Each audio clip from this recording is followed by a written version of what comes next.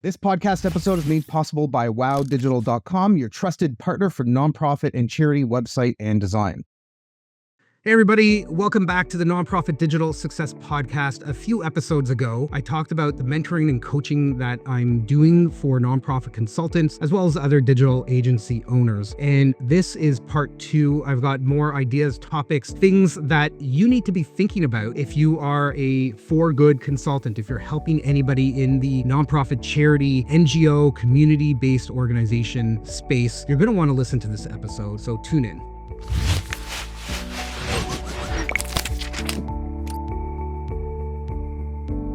Welcome to the Nonprofit Digital Success Podcast. I'm David again, and I'm back to give you some more insight, thoughts, advice as to my growth and what I've gone through. And hopefully you'll be able to pick up some details and some thoughts and some little golden nuggets here and there to help you with your consulting, to help you grow your little freelance, your side gig, or your full-fledged agency. Stay tuned and listen up. So you're starting your agency. What is it that you need to focus on first? Is it branding? Is it social media? Is it your services? Is it networking? I'm, I guess, what you call a quick start. So I have lots of great ideas. Sometimes my team is not necessarily too happy with me about this because I'm like, oh, we should do this and we should do this. And okay, we need to actually make a list of stuff and prioritize and figure out how is it that we're going to actually do this thing. But you kind of need to do all of it. But how do you actually figure out what should be done first? So my recommendation would be to get a web page up, at least a one-page site. That's it. Have a way for people to contact you. Set up something like Calendly so people can actually just book a consult or book a meeting with you right away. Make it very clear the outcome that you deliver on that page. Once you've got at least a one-page site up there, then you can start doing some networking. You need to connect with people who you think that you would love to work with, and then network with your family, with your friends, your colleagues, your coworkers, the folks that you went to school with in the past. Let them know, hey, this is something that I'm doing now. I want to help. I want to do this,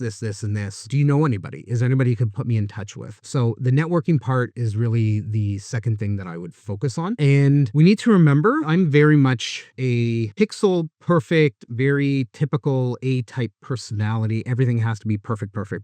It's taken me a really long time to get into the mindset that this is good enough. And I mean that with the stuff that we're doing for ourselves. Not everything can be 100% all the time, because then we're just stuck in doing work and iterating and updating.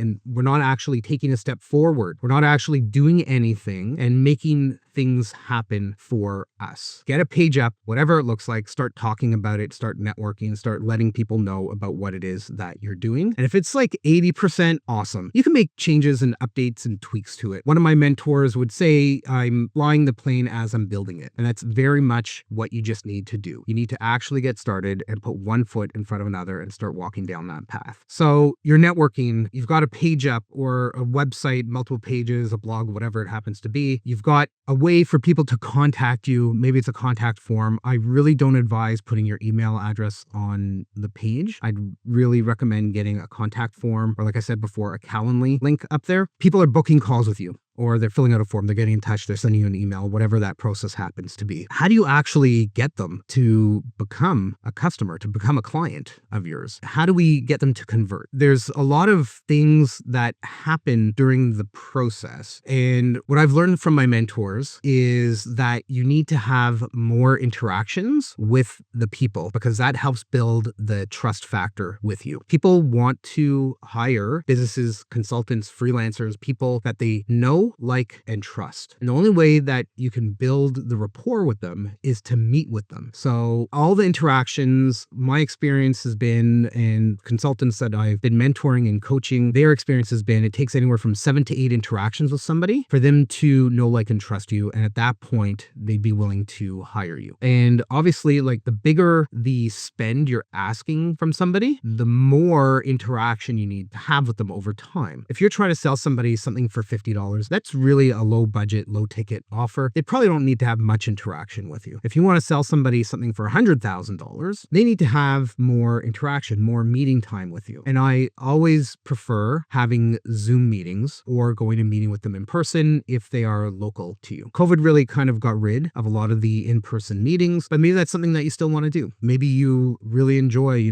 going out for the day, driving around town, meeting with a few people, and not being stuck, I guess, in the confines walls of your office all day, and that's totally fine. But you need to increase the meetings that you have with people. Think of it this way. If you're not meeting with them 7 to 8 times, you're not going to close that business. For about 2 years, I had a post-it note stuck to the bottom of my screen that said more meetings. And it finally worked itself into my brain that I'm always planning that next interaction, that next meeting that I have with somebody once I've got them in my pipeline. So that would be something that I would tell you that's what you got to do to make that happen. The other thing you need to look at is your offer. Are you priced too high for that customer? Is your proposal too confusing? Are there too many pieces to it? Are there too many options? It's too hard to decide.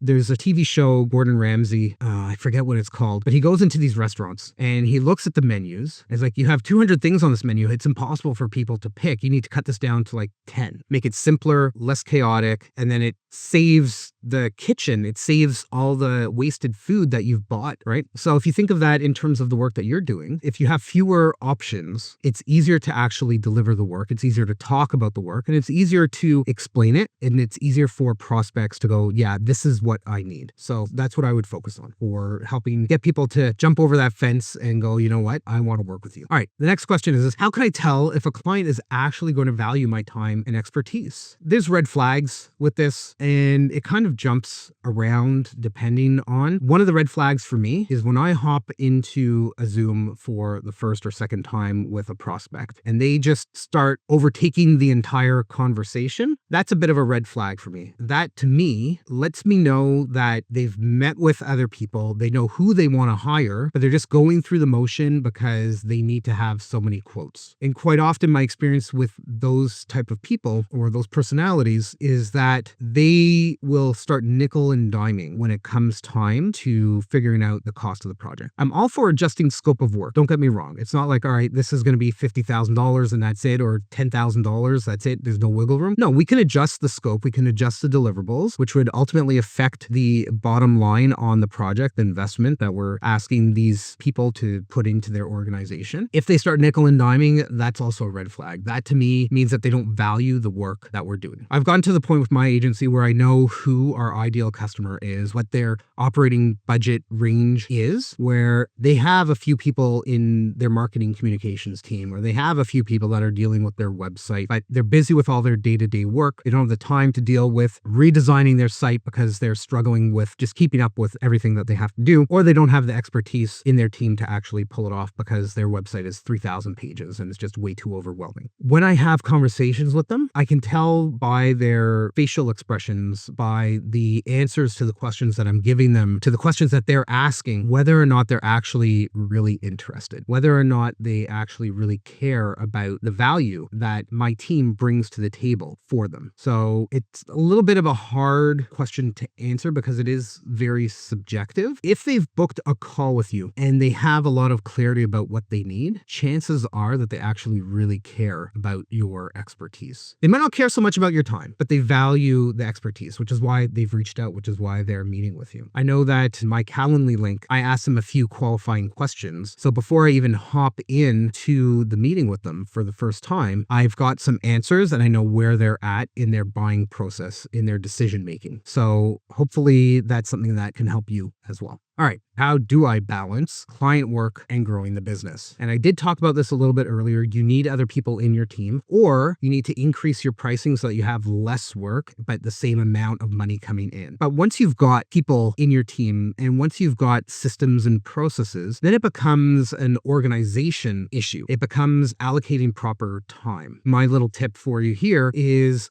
I do calendar blocking. If something is not in my calendar, it doesn't get done. And it's a little bit of a problem. So I religiously work on my calendar. My team knows how ridiculous my calendar is because they try to book some in between meetings and things with me. And we've got some internal Calendly links for them to use to book in. So it doesn't really become much of an issue anymore. But if something's not in my calendar, it just doesn't happen. I have focus blocks on my calendar. So I've got time to respond to emails during the day. If there's proposals or client work or projects projects or systems or internal things that I want to work on, I make sure that I put that into my calendar and I block off time to do it. One of the things that I coach and I do myself is quarterly strategic planning. And as part of that, I go, okay, we follow the Entrepreneur Operating System EOS method. And so what we do is we actually create rocks and goals for the quarter to go, okay, at the end of the quarter, and at most there's 3 per person, I need to focus on these 3 tasks because my driver for the quarter is, let's say, sales, right? So these are 2 or 3 rocks or big goals, whatever you want to call them, that need to get done this quarter to help me move forward on the sales focus that I've got for the quarter. Amazing. So those rocks get broken down every week into what is the thing that I need to do to move forward on this to get closer to getting it complete at the end of the quarter. You've got 3 months to get it done. You should be able to get this 20-hour task completed, 30, 40-hour task, whatever it happens to be, including all the components. Maybe it's not you doing it, but you can definitely get people involved, but it's you that actually owns that task. And I've got everybody in my team has rocks as well. So I've got the big ones for the business as a whole, but everybody's got their own ones for the roles that they fill so that they can help move the agency forward. The only way that's going to get done is by actually setting up time in my calendar. Now, one trick that I have for my calendar is I only let myself move an item one time. Yes, there are going to be emergencies. There are going to be fires that you've got to put out. There are going to be days where you're sick and you can't make it in, or like I've got 2 kids, I need to pick them up or take them. Like today, I'm recording this, they're getting out of school early today. So if I had something in my calendar and I need to leave at 2 o'clock to go pick them up and I had something in there for 2 o'clock, I'll let myself move that task one time. I put a little asterisk in the title of it if it's something that I've moved. That way I know I can't move it again second time. If something comes up and I have to move it a second time, that's when I go, all right, do I still need to do this? Can I get somebody else to do this? Does this even need to be done anymore? And then I figure out what I'm going to do with it. But really, if I have to move it a second time, usually that means that there's some psychological reason that I don't want to actually complete this thing. And that's when I look at it with a really objective eye and go, does this actually really need to be done? So getting your calendar in place is really important. Making sure that you're using that to block time off to do the things that you need to do to help grow the business. Absolutely. Using Calendly is honestly an amazing thing because it doesn't let anybody book calls in when I've got busy sections in my calendar. So it's not like somebody comes to the website, they book a consult, and then it overtakes some time that I've got blocked off. That's how I've got mine set up. The next thing is getting very clear, like I mentioned earlier, on what it is that you do and how is it that you deliver that. So when I talk about that, I mean, what are the systems and the processes that you have in the business? Do you have